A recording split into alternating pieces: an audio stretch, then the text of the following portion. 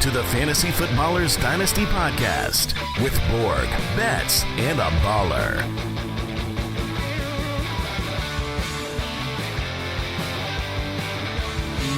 Welcome in. It's Wednesday, February 28th. We're back. Fantasy Footballers Dynasty Podcast. I'm joined by Matthew Betz, Jason Moore. I'm Kyle Borganoni. I am happy to be here. Let me just say that because I have not been on the last two episodes. Two episodes ago, we were in Vegas for the Fantasy Sports Gaming Association conference, and you guys held it down with quarterbacks. Last week, we had the top-end prospects at wide receiver with Mike. I've listened to both of those shows. They were outstanding, excellent episodes, and I was so jealous to not be able to talk about all of these prospects. So thank you guys for letting me be here today. Well, dude, we made sure that everyone knew that you wanted everyone to know Troy Franklin is the dude. So do you want to say anything on Troy? Because I think we all gushed over him last time. It's scary when you really love a prospect that has ways that it can go wrong. You know, he's so skinny. I think Mike was like, Denzel Mims, and then I started to, poop my pants just because, look, that happens. Sometimes you love a prospect that doesn't hit, but I love him. I mean, he's so fast and fluid for his size. He's got traits that, you look around the NFL and you just see certain guys that have a trump card, Tyreek Hill and his speed, or Debo and his strength. You just go like, there's just certain guys where it's like, man, you can't replicate that. Well, Franklin has that to me. Franklin has like world beater attributes. That's like his height speed combination is very, very rare. If he can get that to translate in the NFL, it will be monstrous for fantasy. Right now, he's kind of on that fringe first round in a lot of grades and a lot of mock drafts. So the one that we talked about last week was him going pick 32 to the Chiefs, which we're pretty happy. Happy about that. So that would make me very excited. Although in my main Dynasty league, I've got Rashee Rice, so I'm like, maybe don't get a wide receiver. I don't know. You don't want to double up. Let's go to the Bills. You know what I mean? Go a couple picks earlier. I'd take that. This is episode 50 of the Dynasty Podcast, people. So we've gone places over the year, I will say, and multiple years. I know. It's been exactly one calendar year. We're hitting the 1.1. That's what we're going for, like in the age, when we talk about prospects. But scouting wide receivers, we're going to continue the conversation. Jason's going to get in on the fun and talk about some players that, I think we're going to have some disagreements on. Some players that I can see them work in the NFL, but I have a really hard time seeing them work for fantasy. And that's kind of like the crossroads that I think this conversation needs to be is this is what we saw on tape. This is what the analytics say. Here's, what they did against zone, all of these things. And then when I look at fantasy, I'm like, will it even matter? And we'll find that out with the draft capital. But I'm worried about some of these guys just even mattering at all a year or two from now. 100%. There are a couple guys that I really like. I think they're very good prospects where I go like, I'm a Cardinals fan. And I'm like, oh, I hope we draft that guy. Now, I'm not going to draft him in fantasy because I don't think he will score fantasy points, but I think he'll help an NFL team. There are those type of prospects today. And one of the craziest things is that the players we're talking about today, we're starting at what, like wide receiver 6 or 7 on our – you guys covered, I think, 6 last episode? Yes. For me, on my personal rankings, we're going to be starting with my wide receiver 6. The difference between my wide receiver 6 and wide receiver 12 is it is one tier to me. Like they are the exact same tier. That is the widest, largest tier that I can remember where it's like I really could sort these guys in almost any order. So obviously every year draft capital matters. Landing spot, location, system fit, all those things matter. But this year, it's going to organize my rankings for me within the giant tier of players, when you sprinkle in how you want to bet on fantasy, because sometimes you might draft one guy over another guy simply because of your own roster needs and how they fit what you're looking for. If you need consistency or you need explosiveness or those type of attributes. I'm kind of interested to get y'all's take before we get too in the nitty gritty here, because a lot of big boards have 10 plus wide receivers in the top 50 of overall players. And that is not normal for what we've seen in the NFL.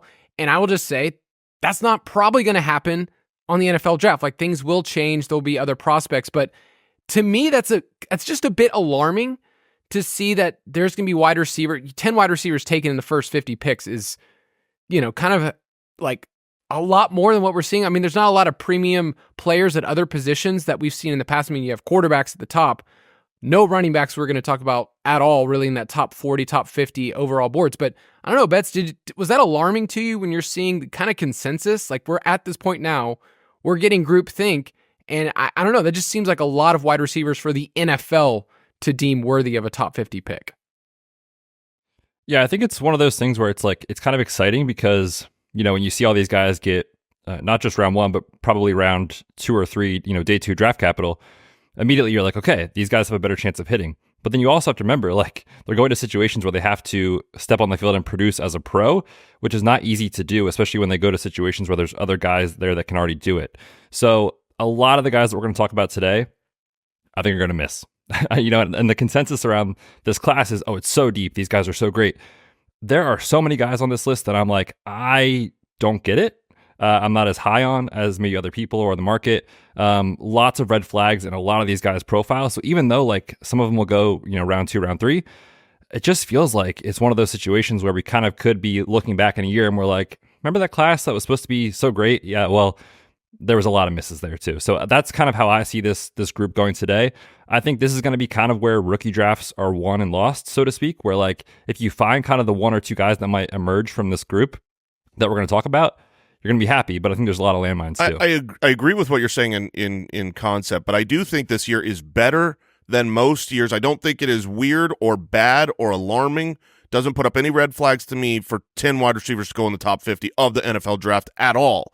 Now, I think there will be plenty of busts, but the reason why this draft class is exciting, is highly touted, and why I think 10 will go in the top 50 picks is because even though there are red flags to guys, like you guys talked about Keon Coleman last episode, so many red flags there, but also so much potential. The guys that are in this year's class, they're big, amazing athletes that, it's like if the team that drafts them can mold them to their potential, they are much better than what most years have in the 2nd and 3rd round, or as the 9th, 10th, 12th wide receiver taken in a draft class. This year to me is all about potential. So you're right, Betz. This year is like you're going to win and lose your rookie drafts based on basically the scouting and your personal beliefs of trying to make the right bets as to who hits versus, who misses. But the potential for this year is, I think, extremely high.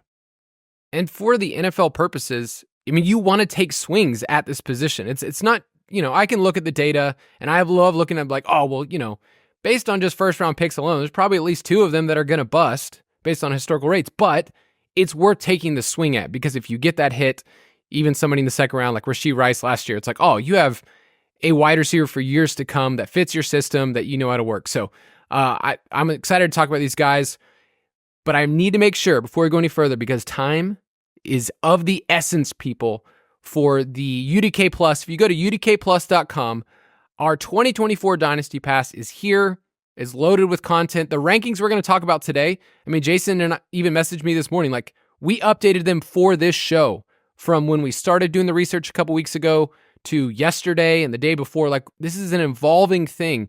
So if you want rookie rankings, startup rankings, all of our production profiles, when we talk about this player, not hitting this metric or this dominator rating, or, hey, he's a little smaller than, what we're used to seeing, you can get all of that in the UDK Plus and the Dynasty Pass, which is live right now. Yeah, and I think it's also important to note, we have a big contest going where if you buy the UDK Plus before March 1st, which is quickly approaching as of this recording, you are automatically entered into the chance to play with us in the 2024 Listener League, to play amongst us.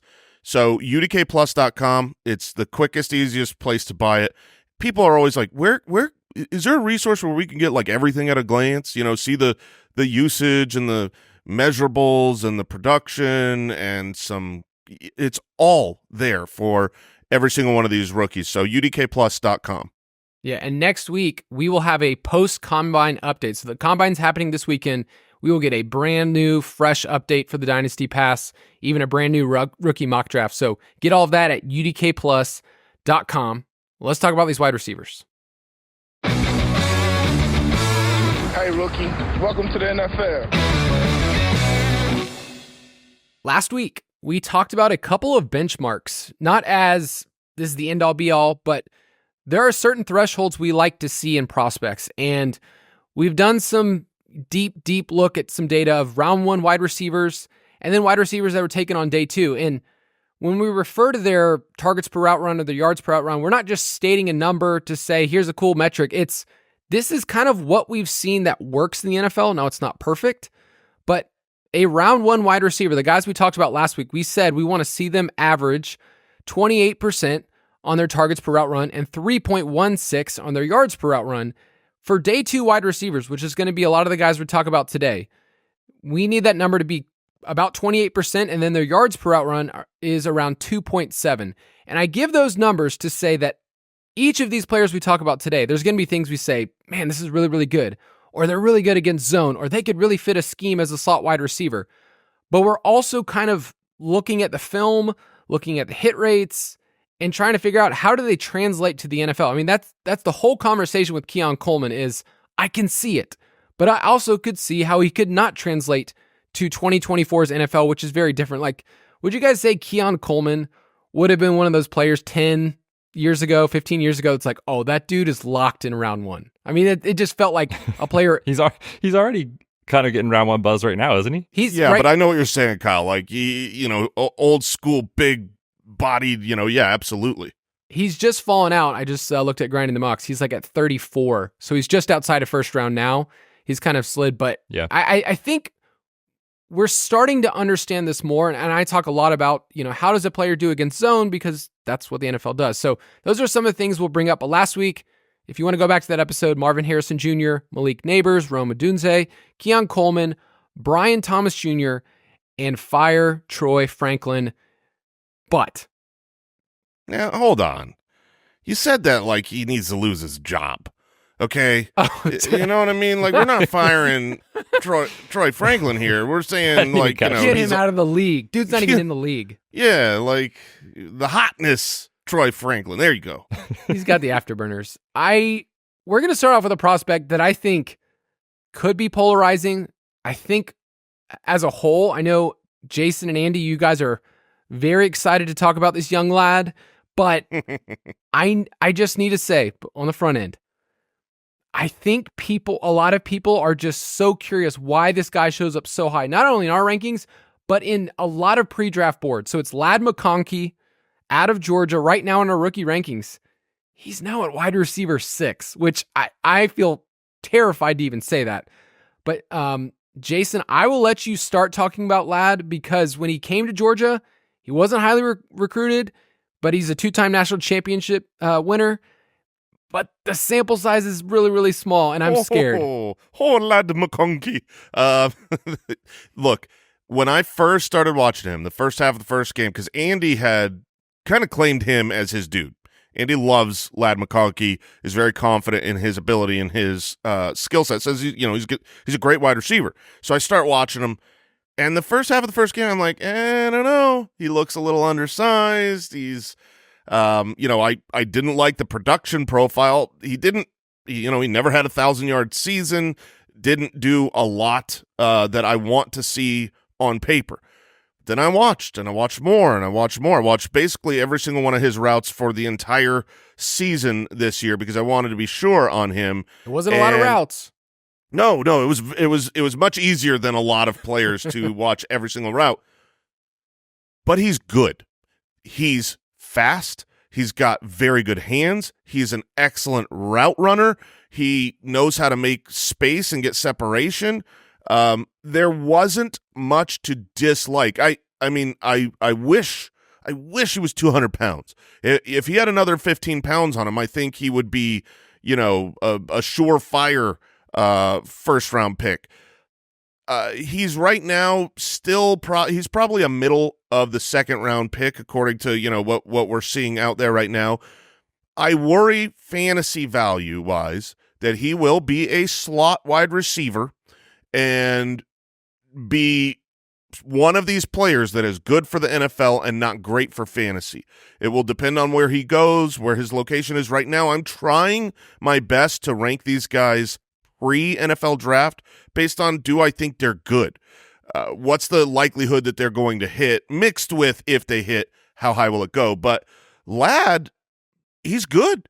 I mean, he's just a solid wide receiver. There's not much outside of strength that you're going to criticize him for. Production and strength, but I think he's a very, very smart wide receiver. He played a lot of different positions in high school, which, I like that. I like when I see, that Travis Kelce played quarterback because he sees the entirety of the game. And so, he was great against zone. And that, Kyle, that's your big bugaboo. You say the NFL plays so much zone now, you've got to be great against zone. Well, he is. He's going to find the open spots, and he's going to sit down, and if he's got a good quarterback, he's going to be catching a lot of open passes. Yeah, he's so interesting, right? Because in today's game, where people like Kyle are dominating us with their spreadsheets and their models, Lad is not your guy, right? If you play the game that way, and that's just the guys you take, Lad is not the guy. Didn't really break out, not a ton of production.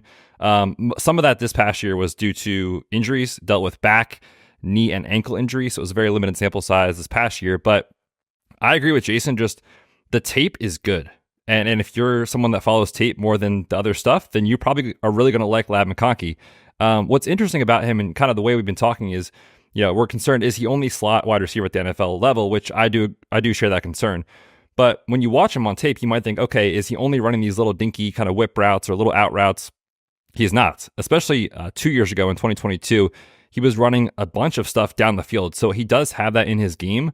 But overall, I think he's just a really solid, good wide receiver. I will say I'm worried about that. Just this feels like one of those guys where like everyone is like in on Lad McConkey, but it's like something about it just feels wrong, right? When you look at a guy that just didn't produce that much in college. And usually those kind of guys are decent bets against. Again, not saying he can't work out, just saying there are some yellow to red flags in his profile, but I love the tape. I think he's pretty good. Yeah, 9-game sample size for 2023 is not a lot to go off of. But Betz mentioned, like, only 27% of his targets were in the slot, so he's playing all over the field. I love getting to watch him, Georgia boy, so got to give him a shout out. But man, it's like they could use him in so many different ways. It wasn't just little out stuff. The underneath trailing stuff is like what the Rams figured out with Cooper Kupp. Like, let's get this guy moving underneath. I wish I saw more slants. Like, there's only 2 slant targets of the entire year that I could even look at on film. So I just worry when I can see 17 routes a game and that's it. But I can also see an NFL team saying, hey, I don't care about any of this stuff. I don't care about breakout age. Just let's move forward. So he can work against zone. My question for you moving forward is, what is this ceiling in fantasy? Because I have a hard time envisioning a route where this guy is going to be a dominator at the next level. I think he's going to be a good NFL player. But like one of my comps that I got for him was the highest end, he could be Golden Tate, who was used down the field early in his career and then became kind of this slot PPR option. But I mean, I also see the low end. I have Dante Pettis as a comp on the low end. So I'm just wondering where he fits in. Yeah, I know. That was disgraceful. I mean, that's just pain. I mean, the high end comp that he gets sometimes, and I don't ever want to just tell people, get people too hot and bothered with what I believe is a Hall of Fame caliber name. But Cooper Kupp has dominated, and they're not too different in size, in style of play, just really smart guys that know how to find the right area, have, pretty good athleticism. And so I think there is a ceiling he could reach where he is an every week starter in fantasy, not necessarily an every week dominator, but I do think he can get to where he's just like kind of one of those guys that's locked in your lineup as your wide receiver 2, and then you move forward. But we'll have to wait and, obviously see where he lands. Yeah, he's going to be an interesting name because we've all kind of loved the film, and then it's just, comparing that to the sample size is kind of the hardest thing for me to look at, but crazier things have happened in the NFL. But Lad McConkey, I think this is higher than what most people have. I think Lad kind of ends up at 9, 10 for a lot of people. So we're definitely higher. And I really do assume that after the NFL draft, Lad will take a tumble. So maybe it's worth trying to project now for people that happen to be doing rookie drafts right now, which is so stupid. Yeah, just don't do throwing that out there. Don't do your rookie drafts before the NFL draft. Don't do it. And 95% of leagues do not do that. But I know some, they just get too thirsty and they're like, well, let's do it now. I want to do it. That's dumb. Don't do it. You got to have more information on these players. So, but after the NFL draft, Lad will probably fall down a little bit, is my guess, unless we're surprised by some great draft capital. All right, let's take a quick break, and we'll be right back.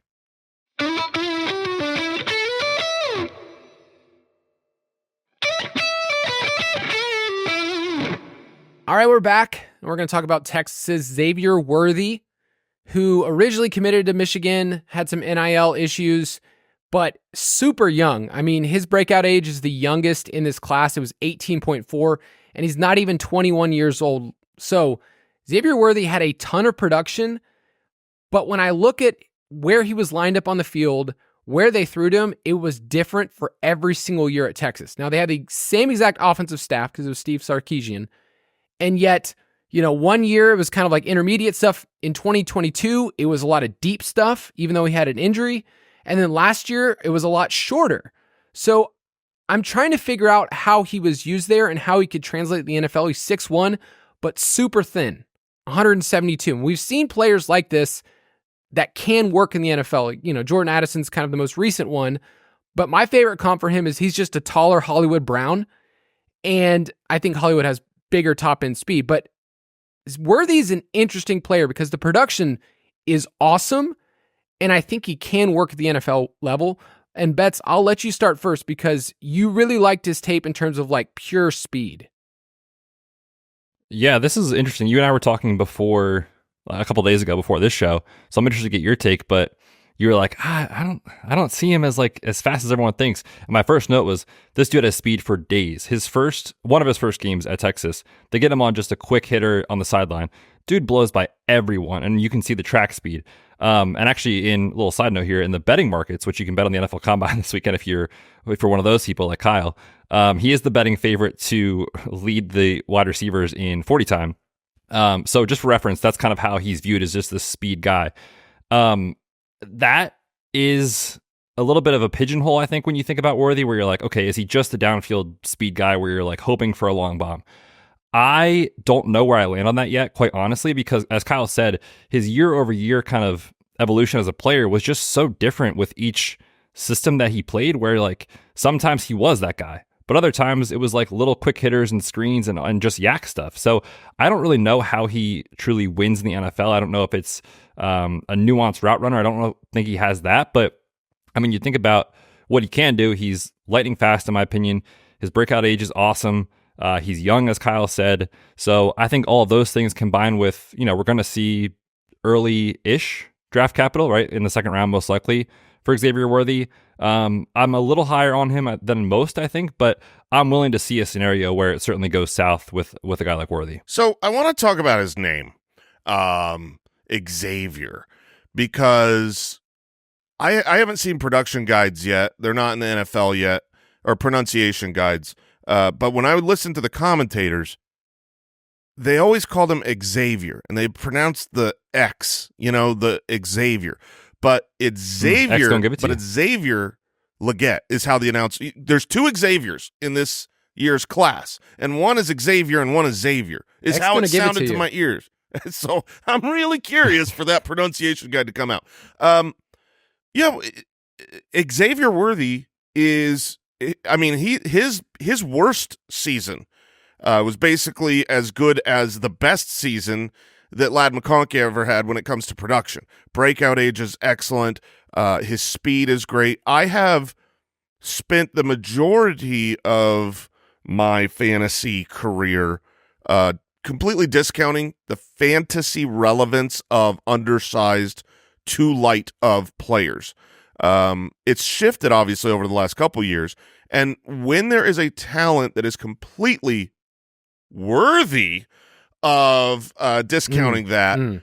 So, for instance, a couple years ago, Devontae Smith really broke the mold. His BMI, oh my gosh, if you were on draft Twitter, people were OUT because of BMI on Devontae Smith. And I'm like, Devontae Smith is a world beater. He's like everything you want in a prospect except weight. Get over it. And then Jordan Addison was obviously a my guy for me last year. So I am totally willing when I see someone that is that special to say I don't care about the weight. Tank Dell just proved it last year. I'm not sure with Xavier Worthy.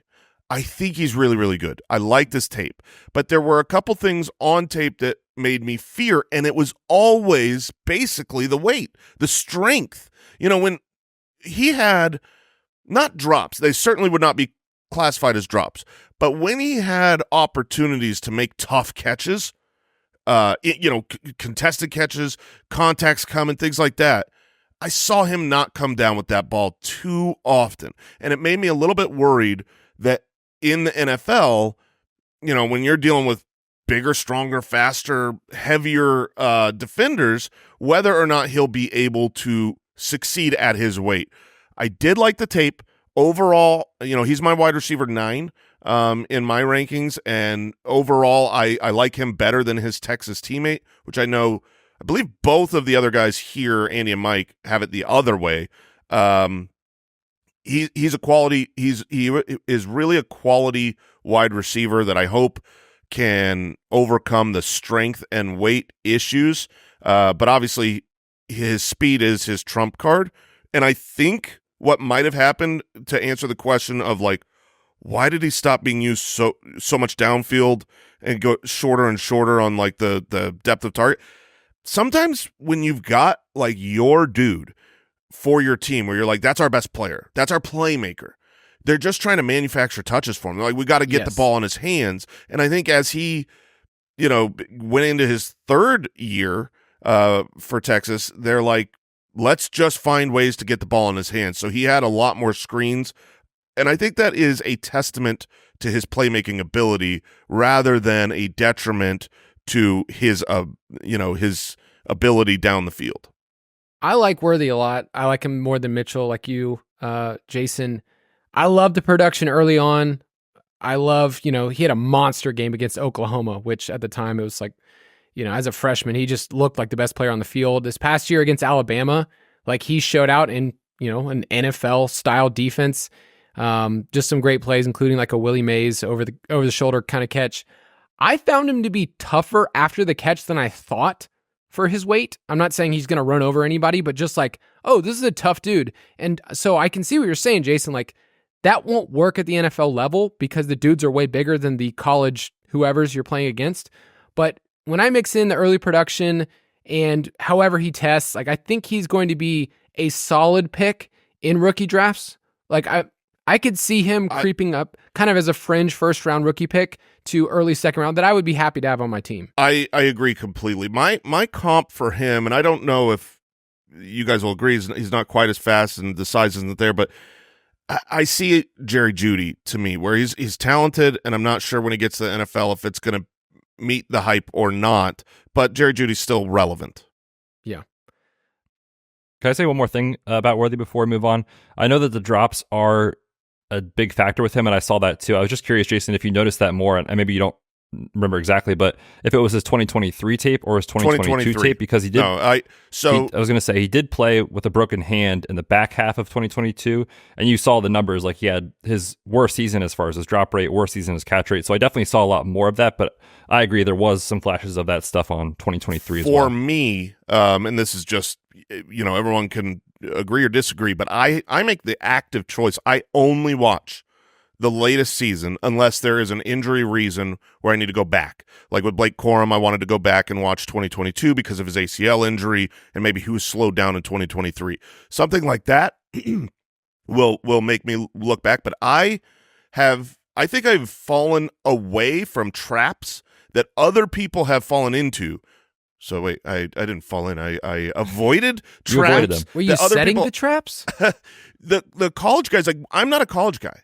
I don't watch college football on Saturdays. I don't know most of these players. You always know the big names, the Bijans, the Marvin Harrisons, and the Neighbors, all those. But I don't follow college football. What I do is when the end of the NFL season is over, I start scouting the NFL-headed prospects, the guys headed to the NFL. And sometimes the real draft guys, the guys that live in the college prospect world, and that's their predominant, job, they've known these guys for years, and so they get caught up on someone who was supposed to be special a couple years ago. The Keishon Bouttes and the the guys that came in with so much hype or broke out really young but then trailed off. And I feel like I only want to see what have they done lately. Now that the rest of college football knows, oh, they broke out, they're a star. Now we're going to actually try to defend him as opposed to have him be some secondary option on the team that we're not really caring about. How did they perform in their last year? So for me, it's always 2023 tape. I take the exact opposite. I want to go to preschool, see what they did, early on, watch the film and see middle school, what were they like? Is there any Derrick Henry comps that we can just throw around just to fart around? I love watching high school tape, man. I love it. I don't scout it. I don't watch it to scout, to be like, oh, look how good he was. Right. I just love watching human beings that don't belong dominate little boys that it's just so much fun to watch these guys that they're unstoppable. The speed, when you've got a speedster, an NFL speedster back in their high school days. Oh man, it's just so fun to watch all these guys. It looks like they're jogging while one guy is a rocket ship going down the sideline. I will say I like to mix in for Worthy. Okay, his breakout age. I want to see what he did, his freshman year, why he did that. But I agree, we want to see the most recent thing. That's what the NFL cares about. I'm interested in this next player. It's Roman Wilson from Michigan, a little bit older, and the story's kind of gotten passed around that when he was in high school in Hawaii, he would get on a plane and get up super early in the morning, and he's got that dog in him, and they just won the national championship. I just want to say from on the outset, this is an old prospect who broke out really late. But then I throw that aside and I watch the tape and I go, I get it. I get why he would work in the NFL, but I'm also still worried the same thing we talked about with Lad McConkey. Is this just a player from a really good program who could work in the NFL and yet for fantasy doesn't really matter? So, Betz, do you have some early, because you liked Roman Wilson tape and you were, messaging me and I was like, dude, I don't know, but I feel like I understand how he could work in the NFL, but I also could see a limited ceiling. I wrote down, is this what Sky Moore was supposed to be? Oh no, don't do that to us, man. Come on. He feels like kind of in the same idea as Lad McConkey, where it's the production profile as far as the breakout age, his current age, that sort of stuff is not great. But again, you put on the tape and you're like, this guy's good. This guy wins in different levels of the field. In my opinion, all three levels. I really thought he was a pretty good route runner, a variety of different routes on tape, so he's not just a one-trick pony. What's interesting, though, about him, and it's kind of like the J.J. McCarthy discussion we had, where, again, Michigan just won every game. They're always winning in the fourth quarter, third quarter, so they're just giving it to Blake Corum every time. So you don't have a huge sample of him being just this alpha on the field, but when he got the ball thrown his way, he was very productive. So I struggle a little bit with him because of, like you said, the 4-year player, late breakout. older guy, those generally are not things you want to bet on. But just like Lad McConkey, you watch the tape and you're like, this guy's pretty good. I will say maybe some of this too is like recency bias, because if you follow Senior Bowl stuff, everyone was talking about Roman Wilson at the Senior Bowl. I was not there, but that's what everyone talked about, was like, this guy won, every rep. He caught everything. He really had a great week. So I think his stock has really taken a big step forward because of that. So just pointing that out there, that's worth mentioning. But yeah, I think I'm a little higher than consensus on him, but I'd be lying if I said there weren't things in his profile that I was definitely worried about. At Michigan, I felt like every game that I watched, I was like, he's always in the right spot when they need him, when they needed a first down to move the chains. It felt like you were watching, like a movie almost, like this is the player that they count on, and this dude's, not even 200 pounds. So I get it when people kept saying, this is a hardworking, undersized slot guy who's always open. Like, yeah, it makes sense. Like, it actually matched the film when people talked about it. And he wasn't just getting little dinky screens. Like, they were real routes. Yeah, I as well am higher on Roman Wilson than consensus. I believe he is a very, very good wide receiver. When I watch the tape, he doesn't seem to have elite athleticism, but he ran a 4.37 coming into college. Like, he does have it. And I like that combination where a guy just kind of glides. It doesn't look like he's almost trying too hard to have his speed, which he uses very well to get open. I also think he has, personally, from my scouting, he's got the best hands in the class to me. I think his hands are absolutely incredible. You throw the ball to him, he's going to catch it. I mean, if you've got 4.37 speed, which obviously we don't have the combine results yet coming into the NFL, but if you've got 4.4, you've got elite speed and great hands, that's enough. Like, what more do you need if you've got, usually the real crazy fast speed guys, they don't have surefire hands. But Roman Wilson has surefire hands. I don't like a 4-year player, or we'll talk about a 5th-year player that blows my mind here in a minute. I don't like older wide receivers. That's obviously a huge negative. We've been talking about it this year with all the prospects. The COVID year kind of throws a little bit of differentiation because these guys still dealt with that missed season, so I forgive it. I don't like the lack of production, but like you talked about with J.J. McCarthy and Michigan basically being up 20 points in every fourth quarter, you're not throwing the ball much.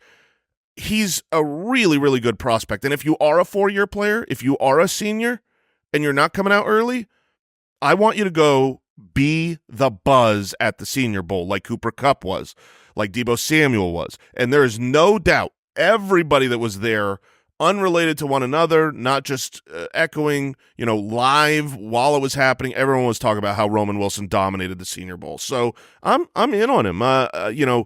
What's his high end? I don't know if he could be a Tyler Lockett type where, yeah, he's a slot guy. Yeah, he's undersized, but with that speed and with his just ability as a good wide receiver, he also is very, he plays fearless, which I like for an undersized guy. Yeah, I had Randall Cobb as kind of the high end who was just I see that. Whatever they needed. I will say for targets per out run, it's under 23%, which wasn't great, but like I said, every time he got the ball, it felt like it was like an amazing play, moving the chains, first downs. 12 touchdowns is pretty awesome for someone his size in their final year. So a lot to like. We'll just see what scheme he's in. Like, could he be a PPR option? Sure.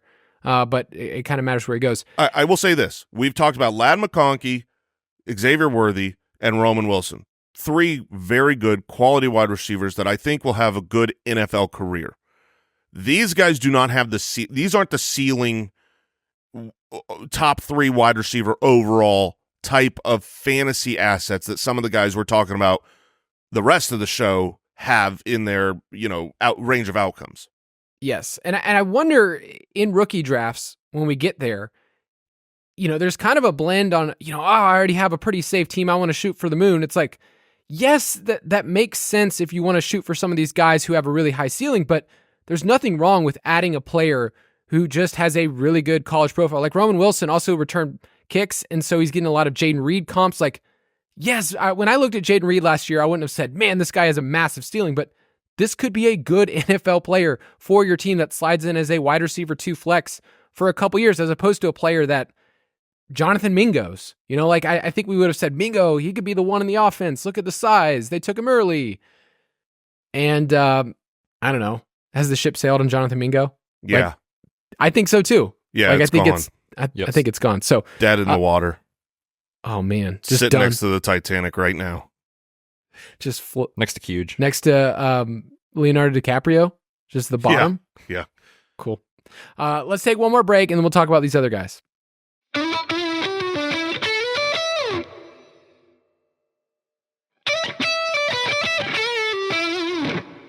All right, next player we're going to talk about is Adonai Mitchell out of Texas. He was at Georgia the first 2 years, so no big deal. Just won 2 national championships and then made it to another college football playoff at Texas. So pretty good college career.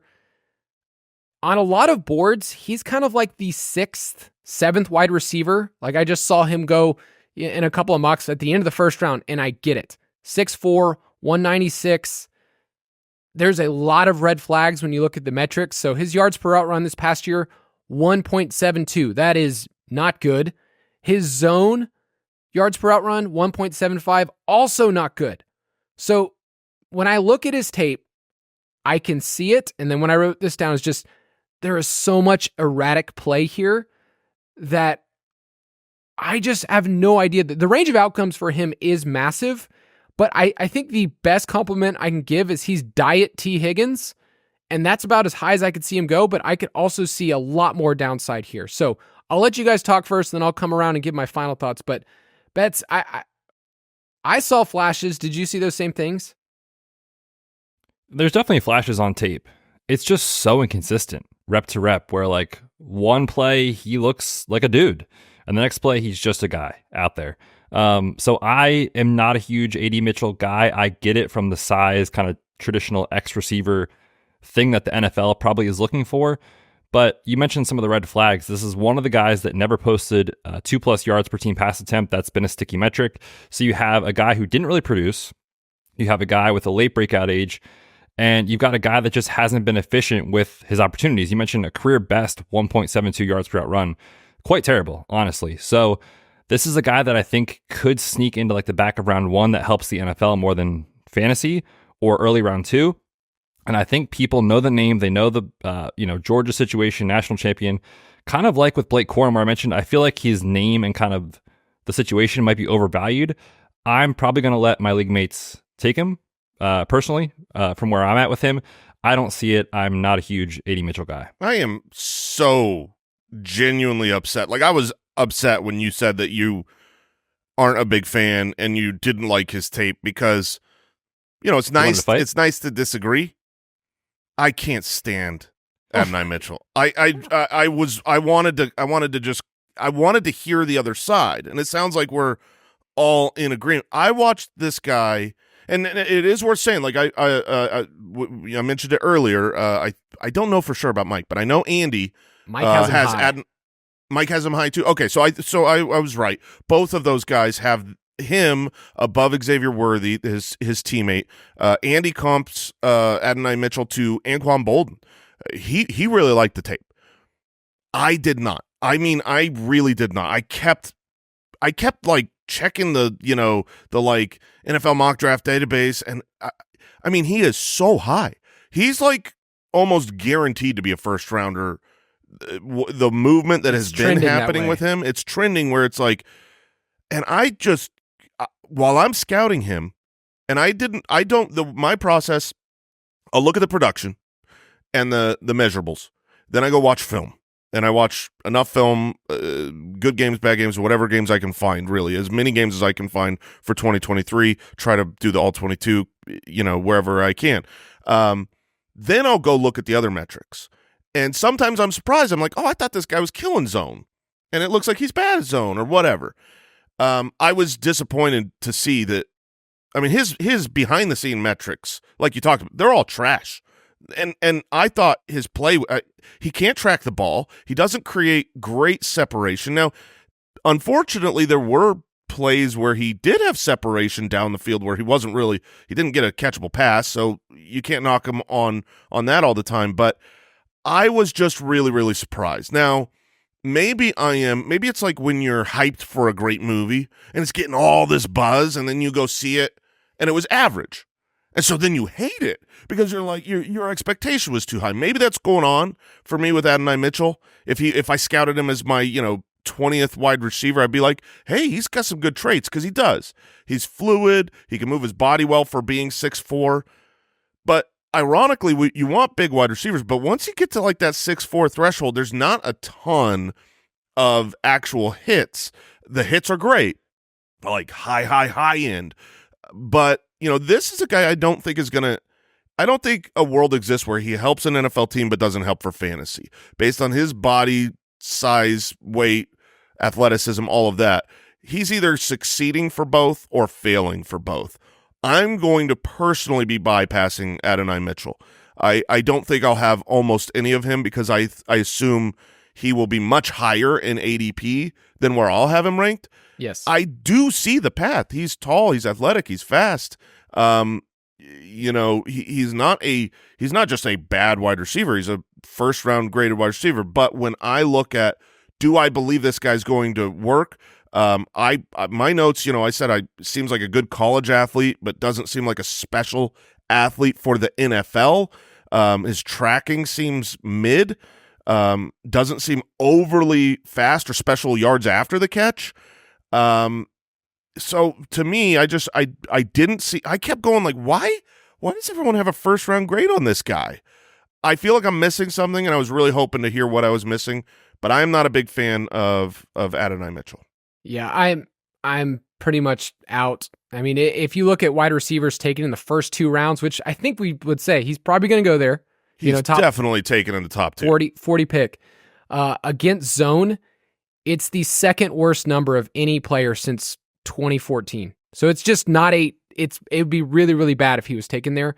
My film notes were, I see some contested catches, but he still doesn't attack the ball that well. He's a body catcher a lot of the times and just doesn't seem very fluid. In the Alabama game, you're like, oh, sweet, he caught 2 touchdowns against Alabama. They were wide open. Just completely left wide. Yeah, so, and that, Jason, I feel like that's a point that we joke about sometimes, but there are certain players that just, what are college defenses? They're just not even covering people, and I'm kind of mean sometimes because these guys aren't going to be playing in the NFL, so it's really hard to look at certain touchdowns and go, Betz doesn't like that. But last week, I don't know if you got it, Jason, Kyle called college defensive backs future community They're just members, hanging out. which is just that's the most mean thing you could say about someone. Future community members. I like it. Just nondescript. They don't even have jobs. They're just in the community. My low-end comp for him was a player that teased way back in the day, Justin Hunter from Tennessee. He was taken 34th overall, which is kind of where I think A.D. Mitchell might go. But let's go to the next name. And just in case people are listening, they're like, wait, I thought at the top of the show you said like from wide receiver 6 to 12, it's all the exact same tier. Adonai is my wide receiver 14. Yeah, you bodied him. Yeah. This is Xavier Legette, I believe, is how the X is pronounced. I believe so. That's what the commentators. I mean, I'm just going from listening. So, yeah, they usually said Xavier Legette. He is a 5th-year senior, so a late bloomer. He's listed at 6'3", 227 on South Carolina's website. That's a lie. There's no chance that dude comes in at 6'3". He's going to be around 6'1". Yes. 6'1.5". So, but he's big. He will come in probably 220. Yeah, my notes were with pads on, he looks like he's 240. Yeah. And this is really deep notes here, people, but it says in my notes, he builds up speed like Bowser or DK. Because like if you're playing Mario Kart, because he did hit 22 miles per hour on a play this past year. I mean, DK Metcalf, that was the fastest this past year, hit 22. So it's like you build up the speed and you can just go. So I get it. And this past year, he wasn't just like let's throw him a screen and give him yak stuff. It was, okay, they gave him a little bit more. They trusted him more, but only 1 year production. And he's pretty old, over 23 years old. That's not a good thing. He was not bad against zone. His yards per out run is 2.99. And it was in the SEC. So there's a lot to like about a guy in the NFL. I also think it's very easy to make the comp of there was once a wide receiver from South Carolina who's a yak guy. Nobody can tackle him. He's big, named Debo. But this isn't Debo. This is a different player. So I think Legette it was a good college player, and that's as far as I think he will go. But Betz, I'll let you go. Was he? For 1 year. Was he a good college player? For 1 year. That's what I'm saying is like, just if you just blindly bet against fifth-year breakout players that only did it once, you're going to be right way more often than you're wrong. So he's a guy that, like, I get the hype and excitement because you're like, yeah, that dude is fast and he's big. And just for reference, he did measure at the Senior Bowl, wasn't even 6'1" at the Senior Bowl. So the 6'3" measurement that's out there insane. is very funny. So not quite as tall, but still, once he has the ball in his hands, you're like, oh my gosh, this dude is super explosive. So I like that aspect of it. I hate everything else. I just don't see it personally. This is a guy that I will say too, when you think about kind of when guys break out and how they perform in their career in college, context is important. He was a dual threat quarterback in high school, so he's only been playing wide receiver for a handful of years. But again, just in general, the profile is not good. And if you bet against those guys, more often than not, you're going to be correct. Bring it, Jason. Oh, man. This is the player I wanted to talk about on this episode more than anyone. Man. More than anyone. I want to talk about him. I talk about him at lunch. I talk about him everywhere because it's so wild. It's impossible what he did. I can't wrap my head around this dude. His 2023 tape is as good as almost anyone out there. This guy's hands, his athleticism. Jason. What? I'm telling you, in you, dude, this guy was a monster. You can't tackle him. You're not going to get the ball away from him. His hands are fantastic. Maybe he jumps to catch the ball a little bit too much, but we saw that with Lad McConkey as well. And oftentimes he had to jump because the pass was over his head. And he would jump and he would snag it out of the air. He had some of the greatest catches this season. He had some of the most athletic plays this season. He was used everywhere on the field. He can break tackles. He's a yards after the catch guy. He's good catch. He's got an NFL-ready body and athleticism. I'm telling you, this dude's legit. I loved him. It's impossible that he was in college for 4 years for this program and never had 200 receiving yards. It's not possible. It's not possible. And I'm like, okay, well, he was injured. No, he wasn't. He played 12 games the year prior. Didn't get 200 receiving yards. He played in 12 games. How did he do 1,200 yards this year, but couldn't get 200 yards the year prior, 12 games each? I know he was more of special teams. And you know what?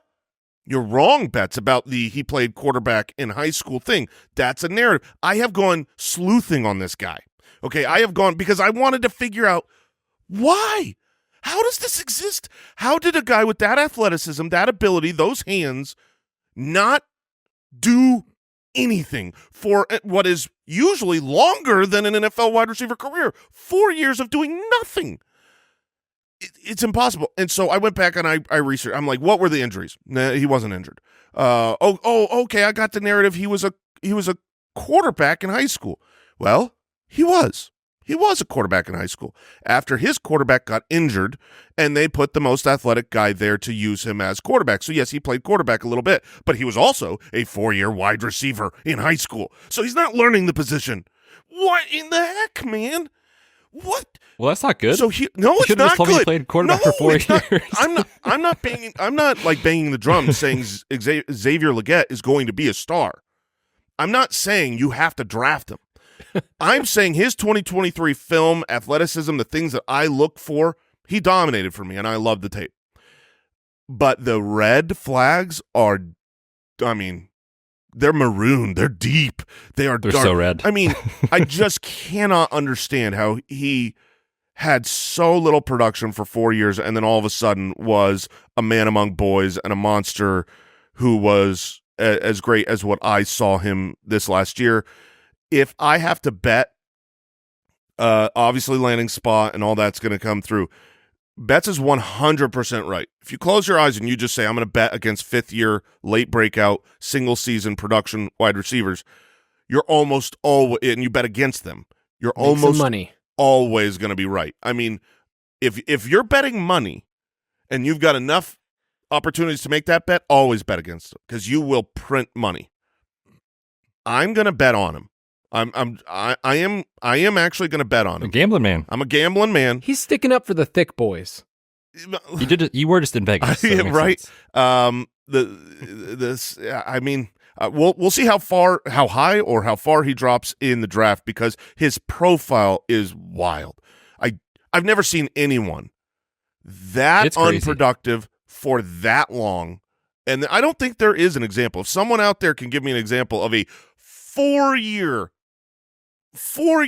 on the field player doing nothing and then in the 5th year breaking out to this level, I don't think it's been done. And not even a change of teams. There's no reason for it. I was telling the guys, I actually think this has to be a Cave of Wonders situation it's where he found conspiracy. He found the lamp and was like, I wish that I'm a good wide receiver. And then he became one because he couldn't have been. I don't know, man. I don't get it. Worth noting at the Senior Bowl, he had some good days and he had some bad days. He was talking about he needs to be more consistent. Bad days at the Senior Bowl? I know. There's a lot of red flags. I do not blame anyone for turning their back on Xavier Legette. I'm going to bet on him because I do think if what we saw in 2023, if he did level up, if he did figure it out, and with his athleticism, if he works, his ceiling to me is enormously high, like wide receiver 1 high to me. So Jeez. I think he could be a touchdown machine in the NFL. I saw Steve Smith was talking about how he's DK Metcalf. And Steve Smith, great wide receiver in his own right, but also I think he's a really good wide receiver scout as well. He's been right on a lot of these guys that people are down on. So what does he think of Jerry Jeudy? He's not a fan. He's just a guy. My last notes on him is he's just not as explosive at the line as I want him to be, and he's lumbering and huffing and puffing sometimes. Just as a big dude, He's got to carry around a lot of weight. I can relate. I just think that bully ball doesn't work in the NFL. It just doesn't work the same way. So the comps are not as kind either. Dante Moncrief was one of his 4-year player. But without the 40 time. I mean, Dante Moncrief ran a 4.4, big dude, had a couple touchdown years, but man, a 5th year breakout. I'll do some research. You gotta bet against that. Oh. Don't listen to me. Let's. I'm going to bet on him. I'm going to have a lot of him in my dynasty drafts. But bet on him, but bet against me. I'm betting on him. This is where I'm like, I already know I'm going to be wrong, but the heart wants what the heart wants. I appreciate the honesty, Jason. This is who I am. The next player is a player that I want things to work out in my heart, and yet it is slowly turning in a way where I go, this usually is something you bet against. It's Tez Walker from North Carolina. It's kind of hard to understand his current age because he started somewhere, but then the season got canceled with COVID as well, went to Kent State, and then UNC this past year. And because of that, they ruled him a 2-time transfer. So his production looks smaller because he wasn't allowed to play the first 4 games. But production-wise, I have no complaints about this past year. I do have some complaints about how he was used because it's a lot of deep stuff. 35% of his targets this past year from Drake May were 20-plus yards down the field. It's either a hitch route or a go route. Those were his 2 things he did. Miami, he did have a hat trick where he had 3 touchdowns against them, where it was working. The timing with Drake May, the deep shots, they were working, but there's also a lot that goes, okay, there's not a lot of separation here. There's not a lot of nuance. It's like, okay, go and, at 6'2", 200, like that can work in college. I think that it's tough for me seeing a player that did this in college down the field and then go, okay, what else can you do in the NFL? So I really want him to work because he was a fun college player, but I'm starting to see that like he's probably going to slip to late day 2 in the draft. So Betz, what do you think about your UNC boy? Yeah, I wish I had like a strong different take on him. I just don't. I see a lot of Alec Pierce-ish vibes in his game where it's like, okay, it's a deep sideline shot. Did he catch it or not? And if he catches it, great. But in the NFL, I'm not sure that's going to work. Just not a lot of separation, not a lot of nuanced route running in his game that I saw. And, you mentioned it was a smaller sample size because he didn't play the whole season. But he is going to, when Drake May hears his name called, it's either 1, 2, or 3 most likely in the NFL draft, probably 2 or 3. He played with that guy in college and still wasn't just dominating, right? So he had a quarterback advantage over a lot of other players and still just was like a deep ball, hope for the best. So I'm lower than a lot of people on him. I get the excitement of kind of what it could be, but again, just there's a lot of downside here. And like I said, I see a lot of Alec Pierce, no separation type vibes. And we mentioned with Keon Coleman, it's like, man, he doesn't really separate, but his ball skills and his athleticism are off the charts with Keon Coleman. There's nothing close to that with Tez Walker. So I just don't see it personally. Not a huge fan. Yeah, I can see how it works out with Tez Walker. There were games that he looked really, really good. Just, a ton of production and had the speed, had, everything you want to see, the foot speed. The problem is he plays like an X to me. He's obviously an outside guy, but he plays like a classic X, but he's not strong enough. It was weird because I feel like I never once saw him break a one-on-one tackle. Like when there was a chance, he gets a little, crosser across the field, gets the ball, and it's like, ooh, he's just got one guy to beat, and he can go. Oh, that guy just got him. He always almost beats the guy, but never does in the one-on-one situation. I think he's not as strong as he needs to be at 6'2". So that's something that maybe can change. He comes in, puts on a little bit of weight. That would be good. But the problem is he's already has a late breakout age at 21.2. This is a guy where I can see this is another boom bust. One of those prospects that's yes. like I don't think it's either going to work, and if it works, it's going to work really, really well for fantasy and for the NFL, or he's not going to be able to put the tools together against NFL defenders, and he'll be a bust out of the league. I don't think he's going to end up being one of those players that has, an 8-9 year NFL career of just being that wide receiver 3 for a team and a great, teammate, a Kendrick Bourne type of player. He's either going to succeed or fail, and I do see how it can succeed. There was enough on the film to me that I really, really liked. I have so many notes, and this is really inconsequential. But you want to talk about a guy that wasn't guarded. I don't know if they were afraid of speed or whatnot, but I feel like I could not find more than 2 plays. I wanted to see how he did off the line, like with press coverage, because I feel like he was a little weaker. Never saw it. Never. I mean, maybe I just didn't watch enough film. Every one of his defenders was 10 yards down the field to start. 8, 9, 10 yards every play for his life. So it was a little difficult to be confident in how he gets off the line in the NFL. I think I'm 55-45 if I'm betting whether he's going to make it or not, and I'm on the not going to make it side. And yes, I did say 55, Kyle. 55! Just wanted to make sure. Yeah, I mean, it was hitch. It was go routes, so they were just sitting back there. The comps I got, if you look at his size, skill, and whatever his draft capital is going to be, I have Michael Gallup as a comp who got a second contract in the NFL, taken 81st overall. But then I also have Quez Watkins, who's been just a dude for the Eagles. Couple more players here. We're going to go through a little faster. Jaylen Polk of Washington. He's a redshirt sophomore, and I use that in air quotes for those people because he had COVID. He had an injury year where he broke his collarbone.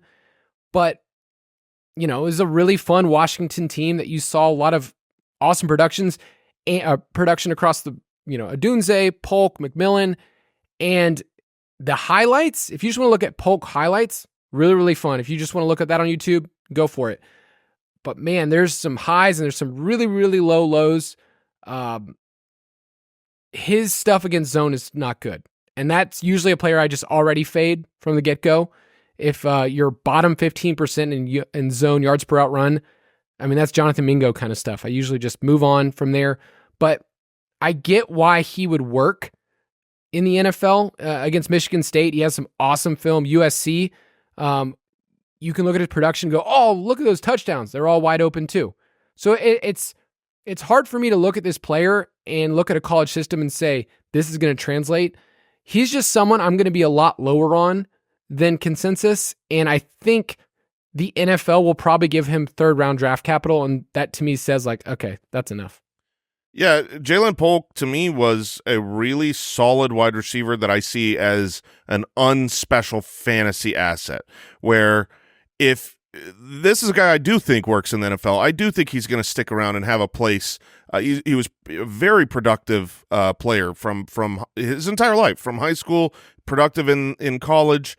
He'll be kind of that bigger slot wide receiver in the NFL. I could see him. It's one of those things where, like, if he hits, if it all comes together for him and, he hits his ceiling, it's like you're getting Tyler Boyd to me or something like that, which is like Tyler Boyd has a place. That's not bad. I put Josh Reynolds as my comp. So it's like there's a place for that. And this is like the quintessential guy that I'm saying, like, I don't mind if my NFL team drafts him. I don't think he's ever going to be someone that's really dominating for fantasy purposes in my lineup. So, the chance that he is in the NFL in 6 years to me is much higher than Tez Walker. 6 years from now, if I'm going to bet one of them's in the NFL, Jaylen Polk. But I'm going to draft Tez Walker over Jaylen Polk because if Tez hits, he's going to be much more special for fantasy. I think you guys laid it out perfectly. I don't know if Jason and you and I just have this kind of mind meld right now, but you were talking and I was like, he's kind of like Tyler Boyd-y to me, where it's like, yeah, he stuck around your dynasty roster for 6 or 7 years, but like, did he actually really help you a lot? I mean, I'm not so sure. I've had Tyler Boyd on my dynasty roster pretty much his entire career, and I have used Yeah. I have had, 8 really necessary games for my lineup. You know what I mean? Like, where I played him, I put him in, and he came through, and it was good. It was okay. Yeah. It's like he's got a place. He's not irrelevant, but it's also not something that's winning me a championship. Yeah, I think, and Kyle mentioned it too, like he does have some really fun acrobatic catches on tape. I also think he has really good like late hands to kind of like get a little extra separation, but that's kind of where the excitement for me ends. Again, I don't really see anything special. Kyle, I would love for you to read the list of names you have. Since 2018, prospects with less than 23% targets per out run and bottom 15% yards per out run against zone. These names are terrifying. Jonathan Mingo, Van Jefferson, which is just hilarious that he was drafted in the 2nd round. George Pickens, Jalen Reagor, Josh Palmer. So guys that can be in the NFL, but other than Pickens, no one really has a ceiling here. I think with Polk too, that whole team had a really good season on contested catches. Like Odunze was off the charts on those. In terms of 75% was his catch rate. Yep. And then, Polk's at 56%. Those are just up and down stats that we don't really, look at too much. So we'll see. Probably round 3 is where he ends up. But one more player I want to talk about. It's Malachi Corley out of Western Kentucky. And I snuck him in there because he's been getting some buzz, kind of moving up the charts. It's really hard to figure out who this guy is apart from screens because that's a lot of what he's doing. And, he's kind of been dubbed the Yak King. He has a chain. I watched about 5 interviews with Malachi Corley saying, like, this is my game, but I came to the Senior Bowl because I wanted to show people that I have a nuanced route tree, because if you watch Malachi Corley film from Western Kentucky, the dude didn't run routes. I mean, he just kind of turns around and kind of, fades across the formation, but there's really not much there. But after the catch, you can see it. Like, he's rocked up. He's 210. And I think that there's enough there for an NFL team that could work if he's in the right system as a thick slot wide receiver, but he just never ran the traditional routes. He's more of an athlete, though. And he came into college listed as a cornerback, and in interviews, he was pissed because he was like, I never played cornerback. I don't know why teams thought I was that, because I was a running back / wide receiver. So you get some Antonio Gibson vibes from him, but at the end of the day, the right team could use him as somebody who, after the catch, as a slot wide receiver, could work. But also, there's so many of these guys that are just in the slot, and I should share this list with Betz, but 75% of the players that see their targets in the slot as a rookie, if they're there, they're pretty much Jamison Crowder. And he's a rocked up version of that. Like, he's big dude. He's not a little slot wide receiver, but it's so hard to make a big impact. So Corley, I needed to mention him here, but he could be Lynn Bowden, just Laviska Shenault, just a guy that's a gadgety, whatever player that doesn't really matter. That's the range of outcomes for him. Yeah, I'm happy you brought up some of those comps because you can't go anywhere, whether it's Twitter or any other podcast or YouTube or wherever you are. Everyone's like, I see Deebo Samuel. I'm tired of it. Okay, Deebo Samuel is one of one, but he could also be Amari Rodgers, right? Like, everyone is just like making this straight line comparison to Deebo, which I get it from like the size, tackle breaking ability, but they didn't ask him to run routes in college. So I just don't know if he can actually do it at the next level. I will say, again, the NFL seems to really be into this guy, getting a lot of like love on like top 50 lists for a lot of NFL draft community members. Yeah, I think he's on Daniel Jeremiah's top 50, isn't he? Yes. Yeah, I think he's in the 40s somewhere there. But I'm just not sure where I stand because, like you said, all of his production is yards after the catch, and it was all just quick stuff at the line of scrimmage, and then let's get you the ball and go. And you mentioned the size, like he's built like a running back, and they kind of used him as an extension of the run game in that way. I will say he's got juice when he has the ball in his hands. He is fun to watch, but I'm just not sure if he can be an NFL wide receiver. Yeah, that's I'm pretty out on Malachi Corley. He's got juice. He's got athleticism. I mean, he is a running back. He was a running back, and then they started using him as wide receiver, but like with a wink. It was like, well, we're just going to throw to this running back, still behind the line of scrimmage. And whether or not he has the time to really transition to develop route running, I remember kind of somewhat similar. Tyreek Hill in college was kind of that running back used behind the line of scrimmage a lot. People said you didn't have great routes, but he actually was a decent route runner. I remember we had Harmon and Reception Perception as back in the day as part of the team here, and he liked Tyreek. He said the routes were better. To me, Malachi is too unpolished, and it's one of those where I saw the comp. PFF had a great comp, and when I saw it, it's Laviska Shenault. It's like, yeah, there's a really good athlete, a really good yards after the catch guy that's just this block of muscle, but irrelevant. Not a good enough wide receiver, and that's what we're drafting here, so irrelevant.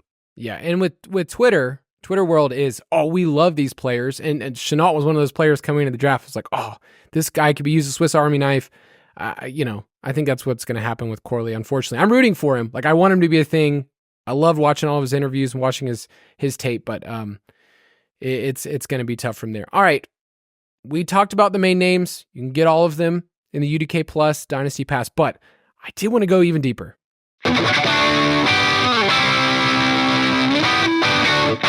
Take it or leave it. I mean, this is a quick throw at the very end, but I mean, people are here for the deep dive. And, we've got some names here that we're not going to get into. Malik Washington from Virginia, Mike kind of likes him. Jermaine Burton, you can get all of these. Brendan Rice from USC, Jerry Rice's son. I needed to mention Bub Means because I like his name out of Pittsburgh. But Jason, you got Luke McCaffrey. That is a McCaffrey. There you go. Jason, I'm going to let you start first with Ricky Pearsall out of Florida, which I'm just going to say, I can't see it. No? I'm not a fan. Oh, wow. That's actually surprising to me because I don't see much I don't like on tape. Dude's old. Yeah, I mean, okay, he's a little older. There's but more reasons than that. His Florida tape from 2023 was really, really good. He's got phenomenal hands. Has one, I think, maybe the best catch of the year. Yes. That was just unbelievable. But he's sure-handed in traffic. He can make contested catches. I see him with space. I see him get open. I see good route running. There's not a lot I don't like about Ricky Pearsall. So I'm in on him as someone that is a little bit down on some boards. He's all over the place. He is really all over the place. Like you said, Kyle, you don't see it, you don't like him. He's not like consensus a top prospect, but then there are some people out there that are like, this dude is a top prospect. So I'm on that side. I'm in on Ricky Pearsall. Yep. He's a bigger slot wide receiver. Betz, you got the itty-bitty baby boy of the slot wide receivers. Oh, man. This is one of that, like, you got to put it out there and you say, okay, there are things in this profile that I'm intrigued by, but I'm going to take a step back and be realistic. I don't see a super high ceiling with Jacob Cowing, but when you look at just some of the stuff, we look for early breakout age, we look for guys that can earn targets, guys that have a good production profile. He has it. The red flags are he's 23 years old. He played 5 years. 3 of those were at UTEP. And the last 2 years at Arizona, he transformed into just slot only and short targets. But like at UTEP, he was used down the field. So I don't really know this guy's game. I just know that the production profile is there. And when you watch him, like, he just looks like he knows how to play football. He gets the soft spot in zone. He kind of knows where he's going. He'll also throw out a quick little hot stat. Kyle loves the hot stats. There are 2 wide receivers in this class with a career targets per route run above 28%. Marvin Harrison, Jacob Cowing. The other thing, such a cherry pick stat. The other thing about him, I had to throw it in there, is that, and we can get really stuck doing this kind of stuff, but if you look at his kind of career production as far as yards after the catch, yards per route run, that kind of stuff, it's like creepy how close it is to Tank Dell. And I'm not saying he's Tank Dell because they win very different ways. Here first. He is guaranteed to be Tank Dell, 100% hit rate coming for Jacob Cowing. I just like his game. I think he's an interesting guy. And we were kind of talking, Kyle, too, about, like, I was like, what if he turns into like a Josh Downs kind of guy? And you were like, dude, Josh Downs, we don't like him. It's like, well, yeah, but if you get him in like the 4th round of your rookie draft, like, yeah, you want Josh Downs for that price, right? Yes. So that's what I'm saying about Jacob Cowing. I think he can play in the NFL. I think he's probably going to go early day 3, somewhere in like round 4. So hit rate is not great, but there's some stuff I like. Same height, same weight, same breakout age, same basically everything as Josh Downs. He's Josh Downs. And that's not a terrible thing. But it's funny, on this show last year, I was like, I kind of like Josh Downs. And Jason's like, I don't like Josh Downs. And then in the season, I was OUT on Josh Downs. Didn't like him. Wanted to bet against his weight primarily. And then in the season, he got me back. He got me back not by being great. Certainly not. I mean, he was actually not that good this season at all. He had a little run, right? Oh, yes, he did. Oh, yes, he did. He had a 4-week stretch where he was very good, and I was like, oh, I'm eating my crow, and then I signed him, and then I had him, and then I didn't make a trade for Michael Pittman because I had Downs on my team, and it looked like he was going to be, a 1B, and then he disappeared the rest of the season, did absolutely jack squat. But he had a 4-game stretch where he was on pace for 1,300 yards and 8.5 touchdowns. And then I decide not to trade for him. And then the rest of the season, which was the majority of the season, in 9 games, he was on pace for 562 total yards if it was a full season. Yeah. 0 touchdowns. I remember for DFS not bitter bets, at all. It was always like, Josh Downs, he might get some targets. He had a good little run there for a little bit. And no, he was nothing. I'll give one more player just at the very end, take it or leave it. Javon Baker out of UCF. Originally went to Alabama, transferred out. He's one of 5 wide receivers in this class to have above 3 yards per route run against man and zone. Malik Neighbors, Marvin Harrison Jr., Troy Franklin, Malik Washington, who I mentioned, and Javon Baker. I think there's some interesting stuff there, but just know the name. He might get, day 3 draft capital. Could be nothing, but definitely some intriguing stuff in his profile.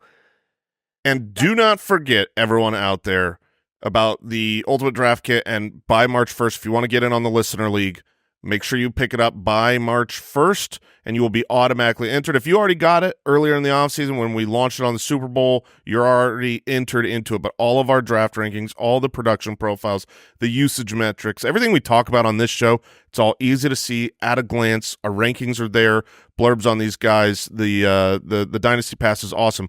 Go to udkplus.com. Boys, that's going to do it. 80 minutes of Dynasty talk and wide receivers.